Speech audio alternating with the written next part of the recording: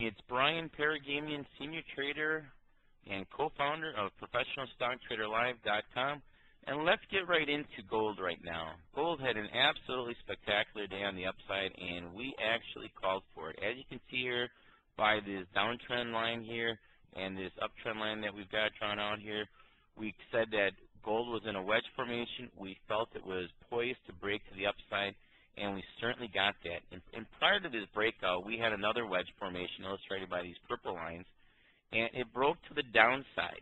It broke to the downside, held the 50-day moving average, came back up, put in 2 consecutive inside days, which when you do that, you're ready to break one way or the other to the up or downside. And we thought we were poised to break to the upside, and we did that with vengeance today. We did that on over 12,500 contracts. Above 864, we thought gold would be on a breakout. We saw the expansion in volume, and yes, we did quite a bit of volume, over 12,500 contracts.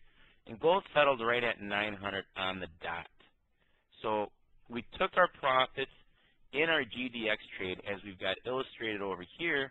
You can see illustrated by this downtrend line here and the uptrend line here. We felt that the GDX mimicked exactly gold itself, the bullion, and we felt above 32.10, 32.15, this would be on a breakout as well. We anticipated that, got long at 31.70, exited our long position at 34.15 for a $2.45 gain overnight. And again, we saw the volume expand here on gold on the GDX as well, trading over 12 million shares.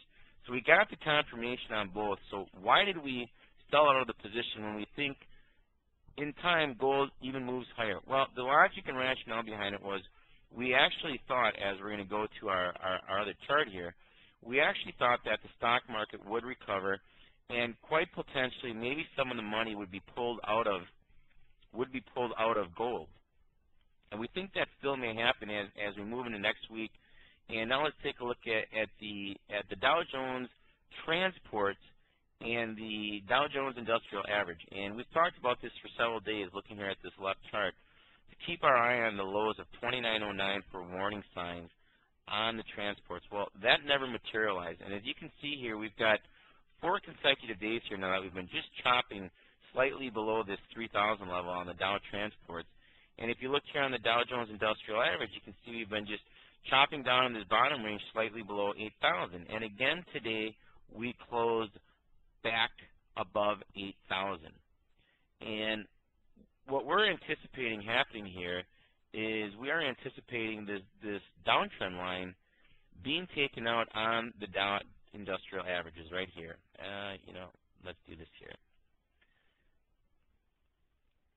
We don't need a whole lot for this to be taken out to the upside, as you can see here.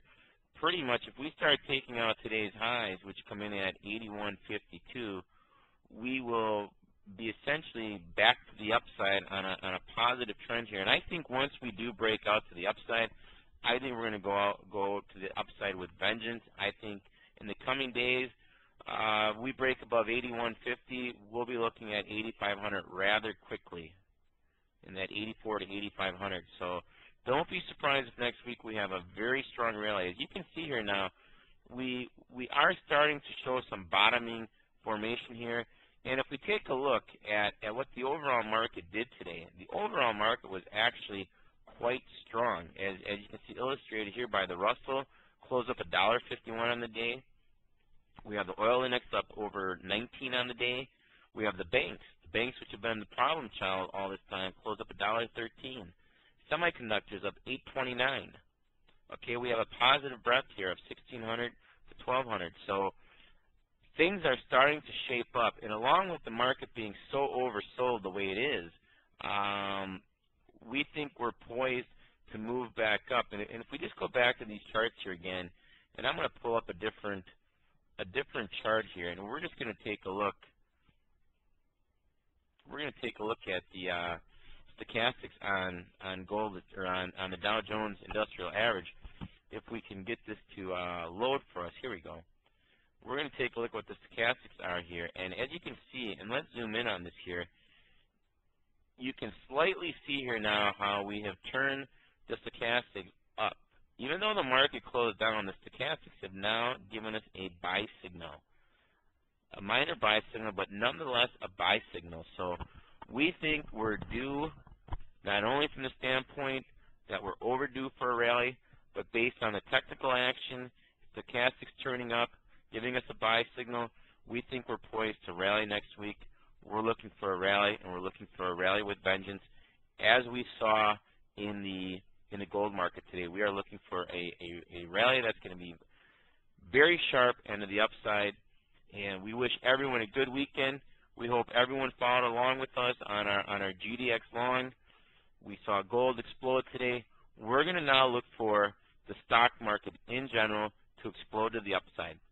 Have yourself a great weekend, and tune in on Monday morning to view our live webcast. Thanks for watching, and we'll see you Monday morning.